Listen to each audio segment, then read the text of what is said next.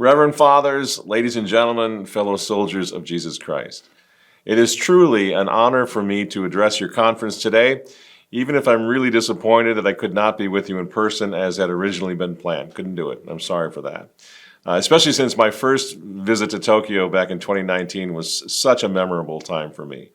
Not only because it was my first time in your beautiful country, beautiful city, but also because I had the really beautiful opportunity to walk with you, Japanese Catholics, on the Tokyo March for Life, which was something I will never forget.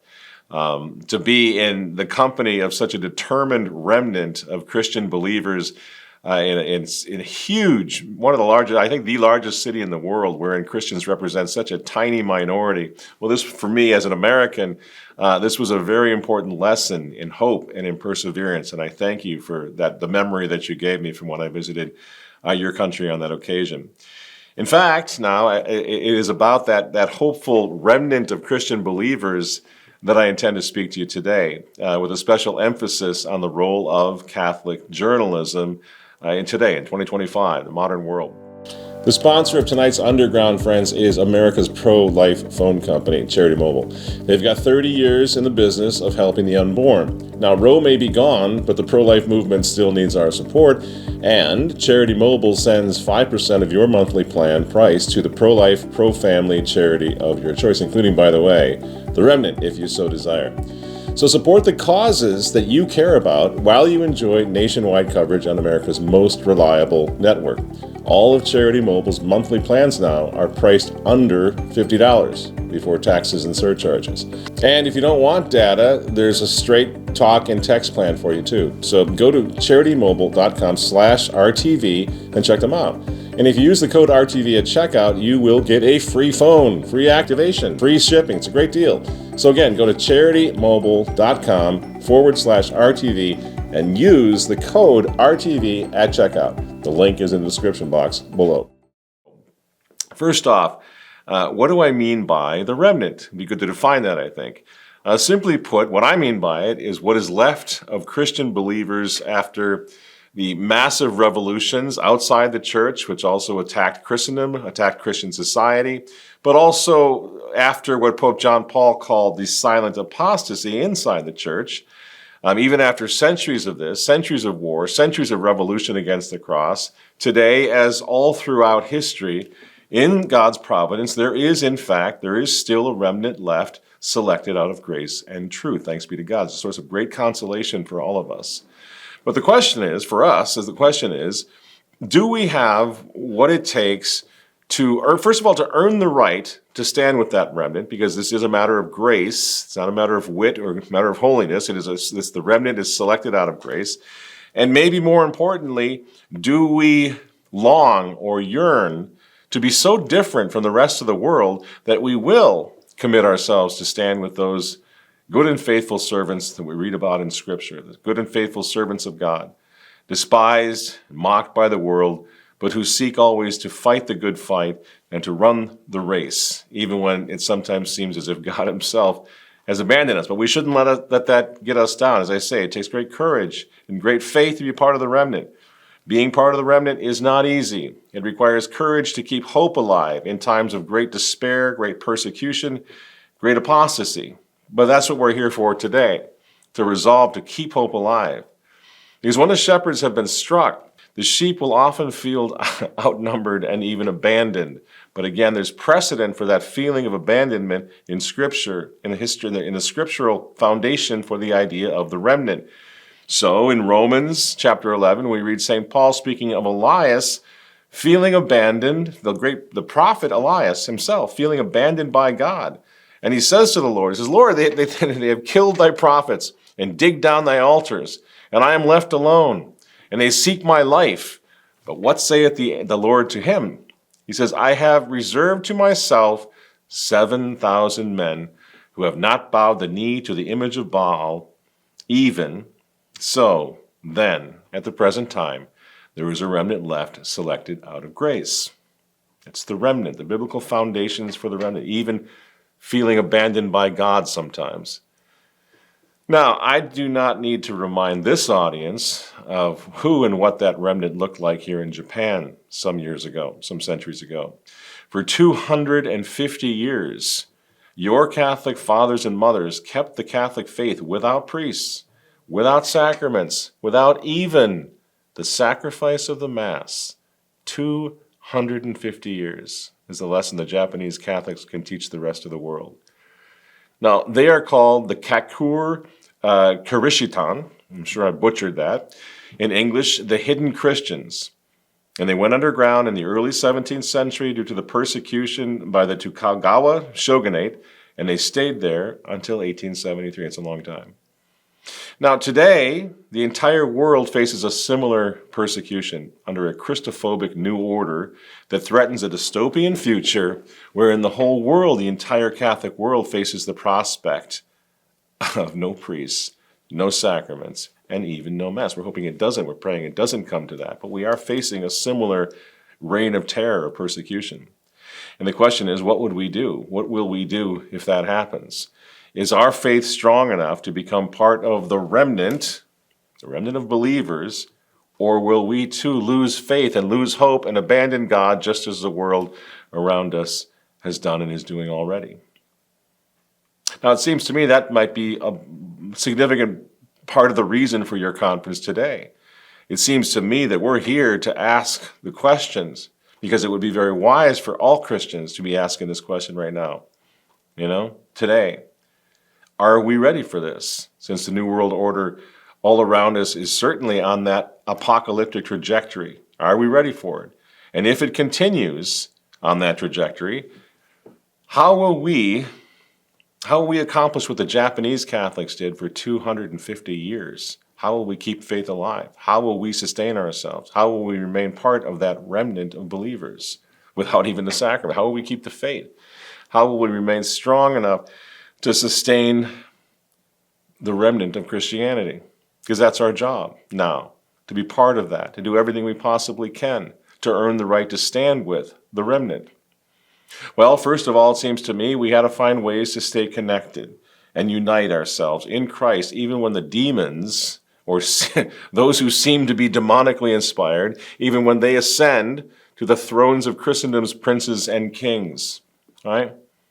We seem very alone, very abandoned once again. Now, your conference, it seems to me, strives to encourage us to think ahead a little bit, to make plans right now, not wait till tomorrow, make plans right now on how we will unite the clans against the onslaught of a relentless Christophobic adversary that wants to crush us all.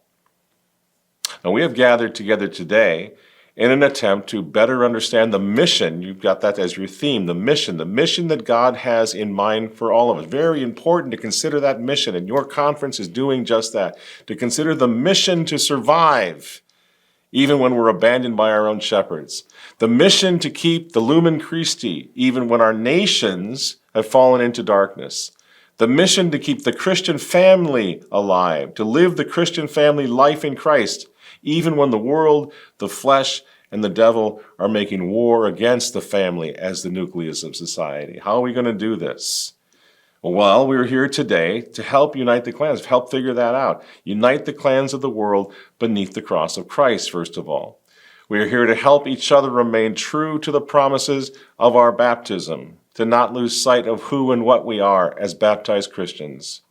We are here today to keep hope alive, because if hope dies, we die, and the enemies of the cross certainly will win. And we cannot let that happen, not on our watch. We are here today to confirm each other in the old faith and to tell the stories of the heroes of the past who can teach all of us how to win this war, even from their graves if we have the wisdom to listen to their voices from the past. And to that end, the last time I was with you in Tokyo, we told the story of the original traditional Catholics, the Vendéans of Western France and Brittany, who died for altar and throne and became now that remnant of Catholic believers in their time. And they didn't lose that war. They won that war because they kept the faith. They fought and died in a war to hand the faith down to their sons and eventually down to us. And they did this during one of the bloodiest revolutions in human history. Now, the Remnant newspaper, which is the newspaper which I am editor-in-chief.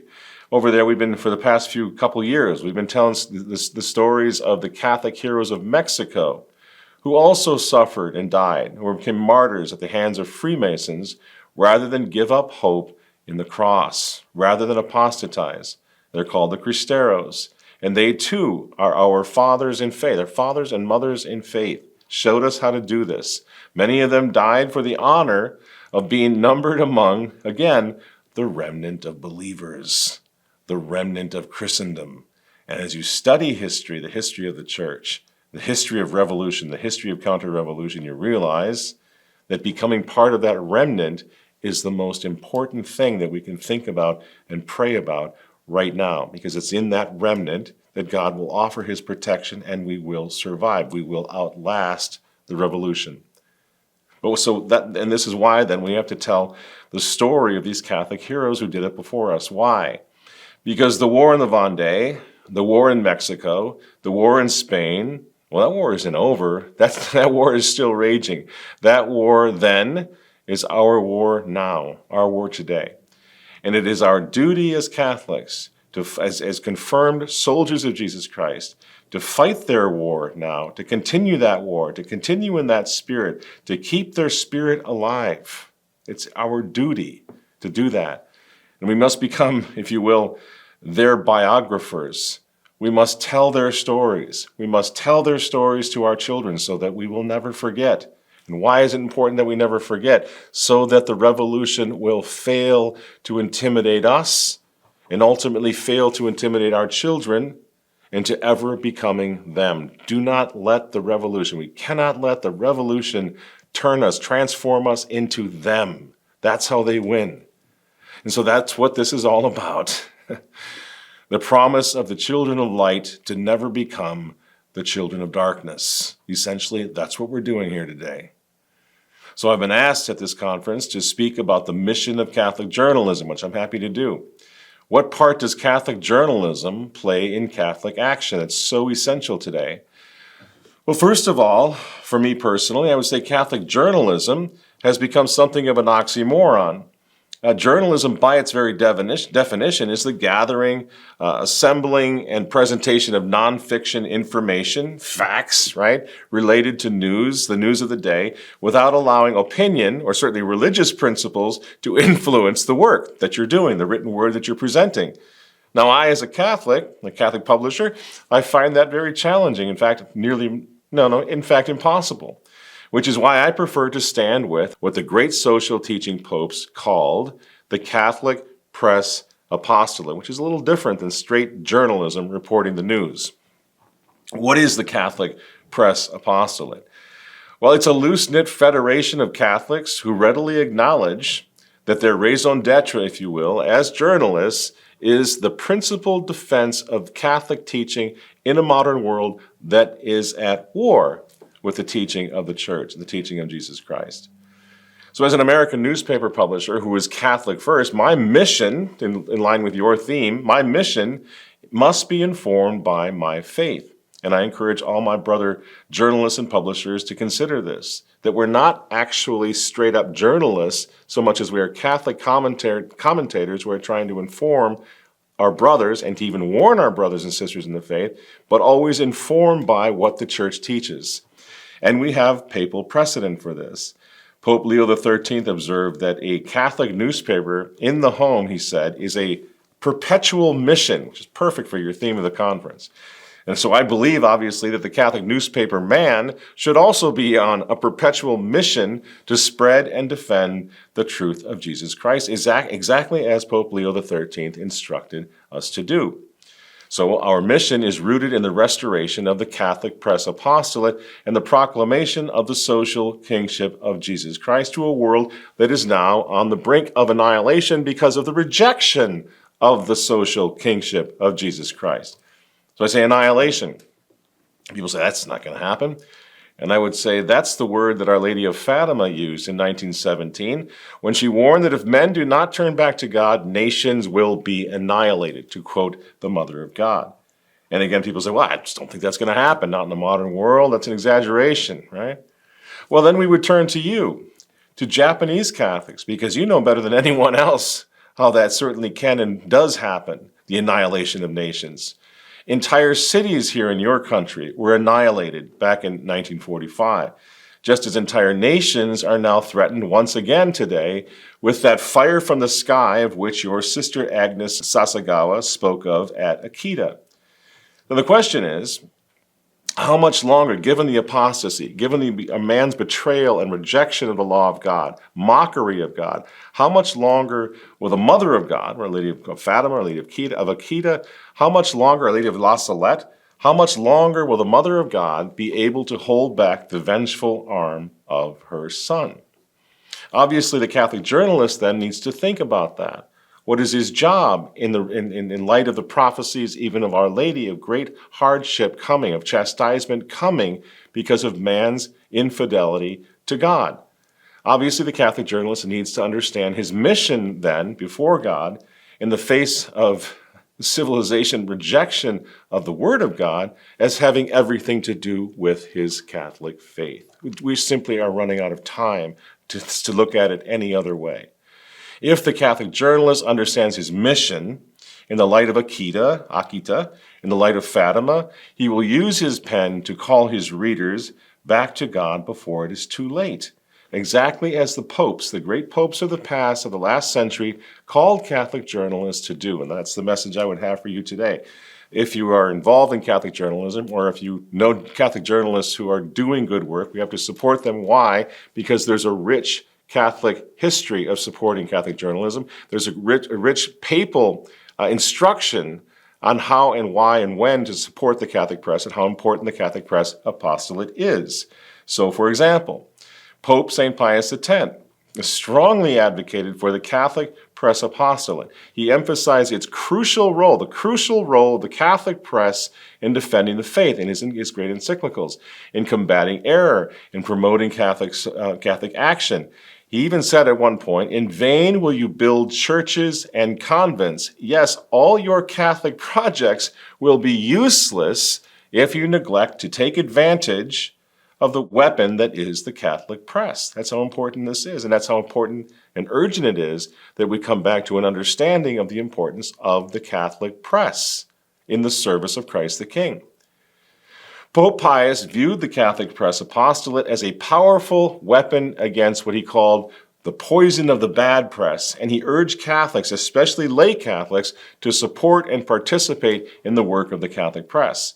In fact, he went so far as to name St. Francis de Sales as the patron saint of the Catholic press because, as he said at the time, St. Francis heroically used the printed word against the errors of the Protestant heretics. St. Pius X insisted that the Catholic press must wage all-out war against modernism. This is the great Pope who wrote the encyclical against the errors of the modernists, Pascendi. And he says he defines modernism as the synthesis of all heresies. And that synthesis of all heresies is, as we all have lived to see, is a deadly cancer which today has metastasized throughout the heart and lungs of the entire Catholic Church, throughout the whole world. So here St. Pius X, by the way, was only continuing the constant teaching of his predecessors, especially Pope Leo XIII, who called upon German Catholic journalists in my family legacy. My fathers and grandfathers remember how Pope Leo XIII issued the call to arms that got them into the business of Catholic newspaper publishing, when he called upon German Catholic journalists to lead the charge against the errors of the German Enlightenment that was making headway and advances among the rapidly growing German immigrant community here in America. So Pope Leo XIII's call to mobilize the Catholic press inspired my great-grandfather, Hugo Klaproth, back in 1867, to found what is today the oldest Catholic weekly newspaper in America. It's called The Wanderer, and it's important to understand that at that time, Catholic men of letters, Catholic journalists, Catholic newspapermen were looking to the Holy Father, to the Pope, for marching orders, and in fact were given those marching orders, and in fact went to war against the enemies of the cross using the printing press, using the written word. My great-grandfather, my grandfather, My father were among a veritable army of lay Catholic newspaper publishers who accepted the papal challenge of Pope Leo XIII to weaponize the Catholic press against those who sought to build a godless New World Order, the same godless New World Order that we're living through today, that we're seeing now today, rising out of the ashes of Christendom. It will not ultimately be successful, but that is what we must target with our Catholic action as much as we possibly can. Now, for his work in the Catholic Press Apostolate, my grandfather Joseph Matt was made a Knight of St. Gregory by His Holiness Pope Pius XI, who in his own right was a powerful advocate of the Catholic press. But this is so important to think about.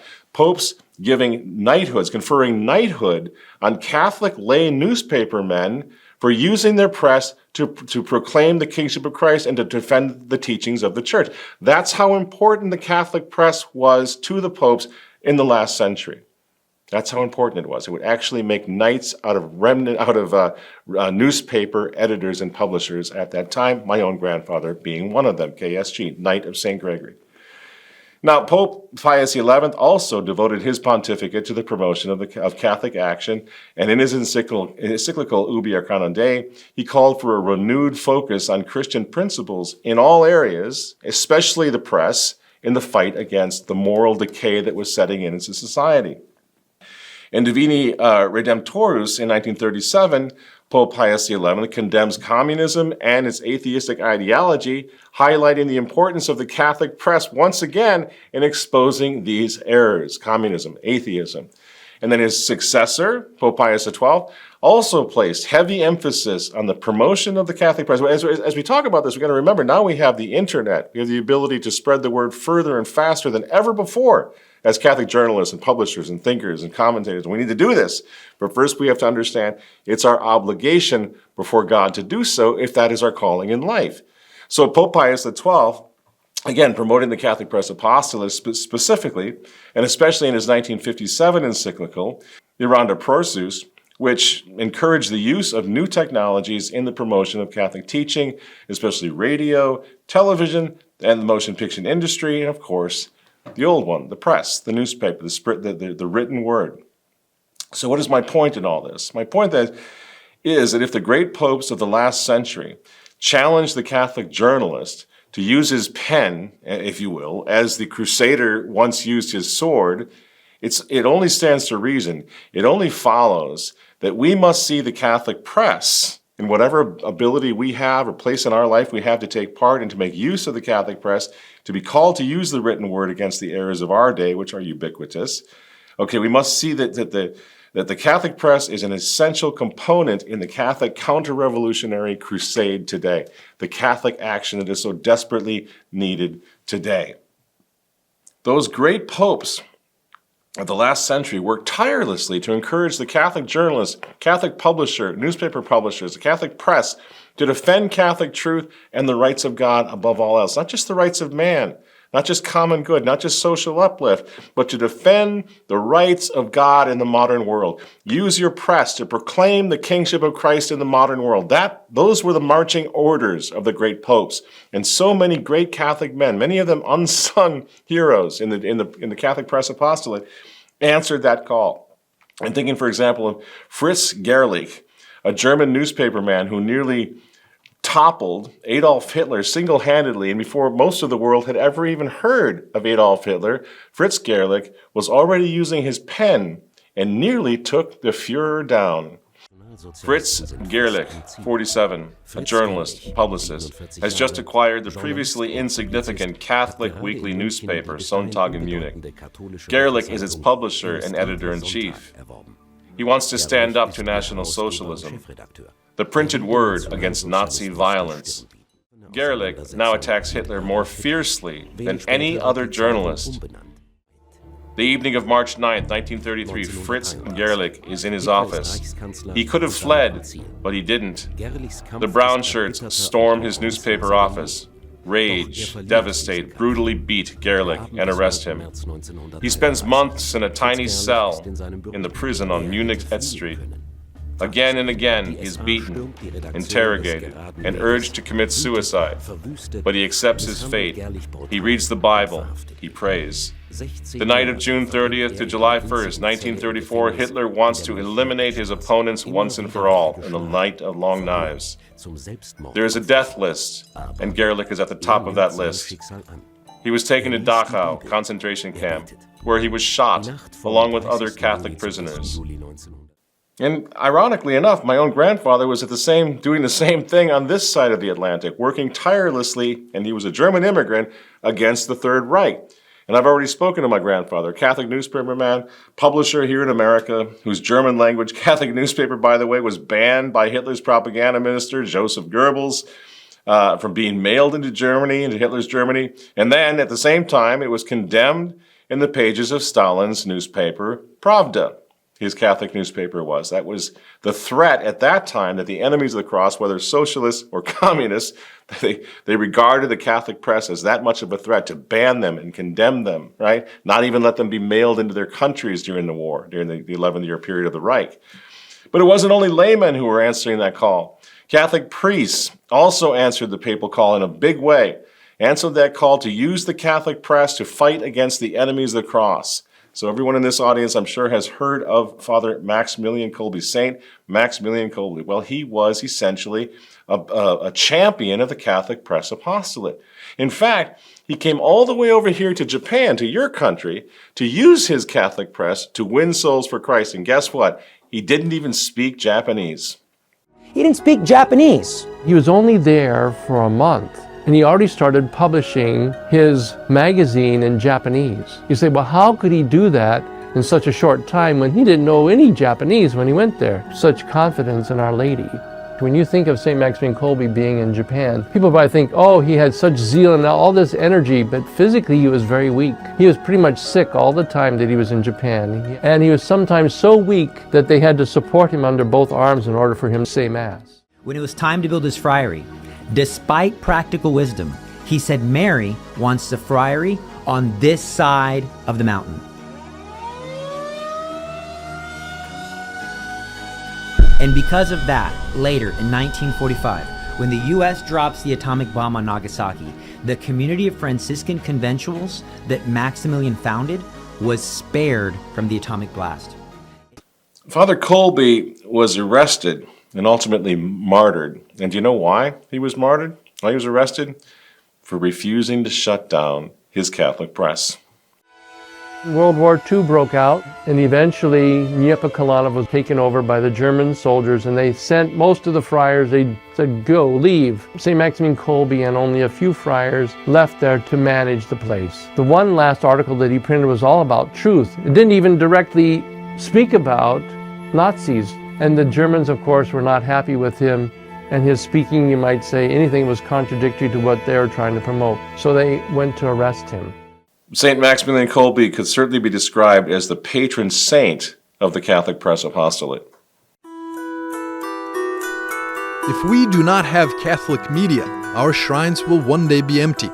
These were the prophetic words of Maximilian Maria Kolbe, a saint who launched a Catholic magazine 100 years ago that's still thriving today. Saint Maximilian Kolbe had great devotion to Our Lady, and he wanted to win the world to Christ, to Our Lady. He wanted to do this by printing different magazines. He wanted to print the Night of in the Immaculate, and he created one of the biggest printing press in Poland and in the world. Before the war, he published almost 1 million monthly magazines. Friends, I can see that I'm out of time, so I want to conclude with just one final parting shot, one final point. Our mission, it has to do with your theme, the theme of your conference, mission. It seems to me that our mission, no matter what we are, whether we're journalists or doctors or lawyers or fathers, mothers, whatever it is, our mission as the remnant of Christian believers is to help sustain, educate, and inspire the clans, the remnant of believers who have kept the faith all over the world. Now, we don't know who they are. We don't know who the remnant is, right? We don't know their names, but we know they're there. We know that just like us, they're out there right now trying to keep the old faith. And our mission is to unite with them under the banner of Christ our King, to let them know, to use our journalism, to use the spoken word, to use the internet, to let each other know, to let everyone know, let the clans know, we're here, we've kept the faith, we're never going to give up on the faith, we're never going to stop, we're never going to surrender. So I think our mission is to make certain that we outlive the revolution by telling the stories and by handing down the faith to our children so that they can literally outlive this barren revolution, this godless revolution. And how we do that? It's quite simple. By knowing, loving, and serving God, by staying Catholic, by keeping hope alive, by promising God and each other that no matter what happens, no matter how dark this night becomes, no matter how much of a lost cause our war may sometimes seem, no matter how bloody the persecution may become at some point, that we will never become them, that we will never be seduced, that we will never move away from the cross, will never be tempted to become the children of darkness. And that, dear friends, it seems to me, is not merely a duty. Standing on the shoulders of giants such as the Kakure Kurishitan, the hidden Christians of Japan, the Vendeans, the Cristeros, keeping the faith of our fathers, this is by far the greatest legacy that we could possibly hand down to our sons, and so we will. And being part of the remnant of Christendom, the remnant of believers, is the greatest honor of our lives. And before God and history, that is our mission as children of light, sons of God, and heirs of heaven, and we must not fail. Thank you so much for listening. God bless you all. Long live Christ the King, and unite the clans.